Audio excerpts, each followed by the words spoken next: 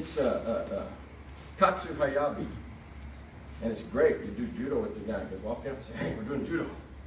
And he comes out and you're going to get a grip, and I'm going to get a grip. And I reach out and I engage my shoulders. This is where I first fooled with it. I love it. Reach out like your shoulders are reaching for the baby. The baby's falling off the counter. Ah, the baby. You're reaching for the baby, right? You're really giving this sense of extension. Your shoulder blades roll all the way forward, right? And just at the moment of contact, you drop them. Reach, drop. And you do it about that quick. Don't pull them back. You're not pulling your shoulder blades back and down. You're extending with tension and relaxing immediately. You time that with the moment of contact, and his body begins to crumple in your hands. It's really weird, isn't it? It's really strange. His posture goes, what the hell's that? Because the signal that he's prepared for starts to degenerate right off the bat. The moment of contact is a big vulnerability, big threshold vulnerability when his body's having to learn to accommodate your body's learning to accommodate his. And when you confuse it at that threshold, things get really weird for him. It can be past the threshold, like you're in a static relationship already. Bear hug. You're bear hugging me. Oh, you mean guy, he's bear hugging me.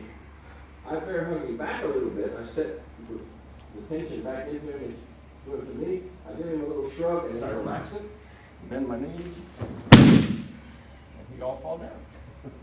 And it's a weird sensation because you're setting tension in a relationship, then you're taking it all off. And the taking it off is actually what frees you.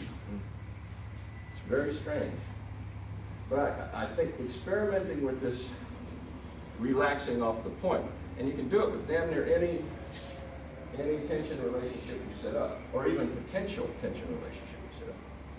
That he perceives that I'm about to come shove him in the head, and as my hand comes to it, I collapse my arm, his body turns away from it, but my arm collapsed, so he never got the sensation of actually getting hit. But his body's already going to the outside edge. So now I'm floating down here just to visit his feet a little bit. And that's the answer what Byron was saying. What is this void thing you talked about? That's a lot of it, because it's confusing proprioception and coordination of targeting around and at the moment of contact to the point where just the change in orientation is what's screwing them up. It's not even overt pressure. It's lack of pressure, or it's lack of signal where there ought to be signal, or it's an overwhelming signal where there's no actual physical contact doing the same thing. Cool? So anyway, I'm glad. What do you guys want to do? Want to fool with any of that? Cool. Fool with some of that? Okay. Great. Very good. Talking to me. Oh, yeah. I missed the major fire, water. I got a little bit of it. Oh, yeah? I didn't see some of the... Oh, you want a refresher? Yeah. Like 2-minute refresher? Water. Yeah. Okay. So. I mean, not everyone. No, that's cool. The Earth, a flat plane in space. And Earth, if I'm going to exhibit power in the vertical dimension, it's pretty cool, but it really gets powerful when it gets more horizontal, right? Very grounded. Cool? And we do huge amounts with that. Earth, pretty cool. Fire, what you see in the large amount of the Tamiki thing, the edge, the tegatana, shearing actions, tend to shear across and up, diagonals, and delivering energy with that surface. Water, the curve, tiger's mouth in Chinese, and the curve that's happening with the wrist, the elbow, the shoulder, and all this sort of snaky stuff. And it's the water thing. So water. Everything's just swirling. And your feet don't get too locked down with water. It starts really moving and grooving with the hips as well.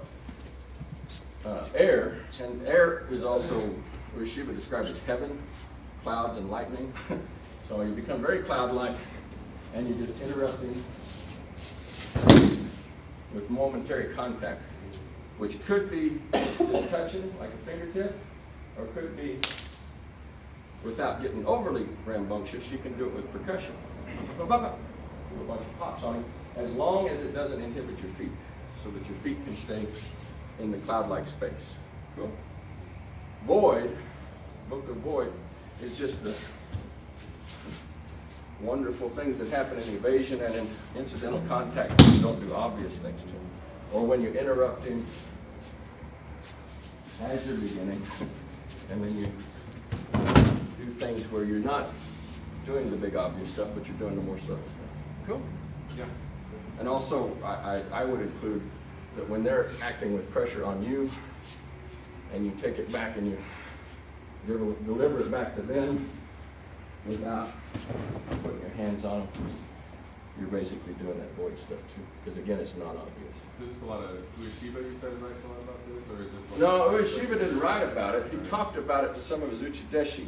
I first heard the first three described in a seminar I was watching by George Ledyard, who had picked it up from a guy named Gleason, the guy that wrote William Gleason, I think is his name. And he had been uchideshi. He said that Ueshiba says, yeah, this is earth, and this is fire, and this is water. And the isometric pathways in the body are different for each. The isometrics of how you're delivering energy are a little different. What's going on in terms of your footwork will feel different. That's as far as it went. And I went, well, I've been around it long enough. I've seen Book of Five Rings. I've seen Chinese five-element theory. I know there's 5 of these probably. There's probably not just 3. So I started reading more, and I started thinking about it a bit. What would it mean to me to fill out that picture? And I came up with the wind and the void on my own as my ideas. But I don't know how well they would fit anybody else's model at all. But it's been useful to me just to have a way of paradigmatically including a large variety of applications in a way that makes it make more sense. So it's less, well, this is right and that's wrong, because hell, anything that keeps them going over there and not hitting me is right. And anything that allows me to operate on them in a way that's effective is right. Why define everything around having to be just like this or just like this? I mean, a whole world of Kamiki players in the world are arguing basically, well, it always has to be like this. No, it always has to be like this. Why the fuck does it matter? That's what I would say. They both work. It can be like that. It can be like this. It can be like, don't even be there and just get out of the way and do it. You say, what's a shirawate? A shirawate is the thing that pushes them and then pushes them. Boom. Earth. Cool.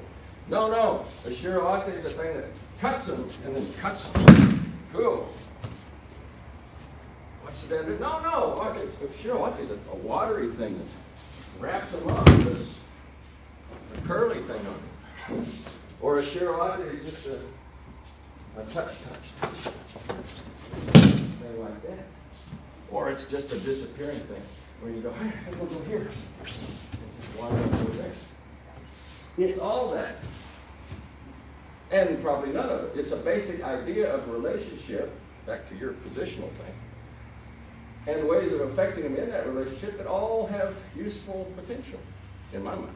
So, I'm not saying that it's the right thing to do, or even a really wise way to proceed, but it is a way that allows me to open up a perceptual framework to a huge body of ways of looking at technique.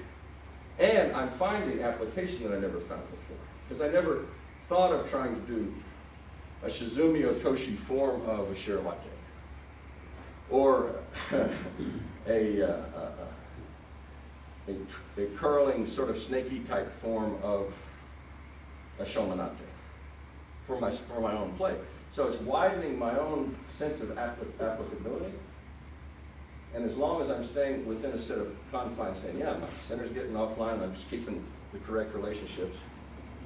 But I'm allowing myself free play within a wider set of tools. More tools for the toolbox, basically. This is great foundational stuff. I'm glad we do it. And if you're just starting to learn, I think you really got to spend some time getting that right. It needs to be right. Once it's right, you can do lots of stuff with it. You know, it's like you got to really learn scales before you can play all kinds of instrumental stuff with your instrument. But once you know your scales, you can do lots of stuff with it. You can play jazz and you can play classical and you can play all the different music there is. But you do have to get a set of scales down. You do have to understand your instrument well enough to control your own internal mechanisms, the isometrics of them, and the responsive mechanisms of the instrument you're playing. Once that's imbued in you, hallelujah, do what you want with it. And as long as you're still doing plenty of uke, I think you're going to be surviving. The main thing that I think inhibits survival is when people cease to be uke. Because they cease to receive energy and they cease to be resilient in the face of conflict. I don't even think it comes from how you practice Torah after a while. Anyway, that's the short version. Right? Yeah. Okay, cool. Well, play, don't let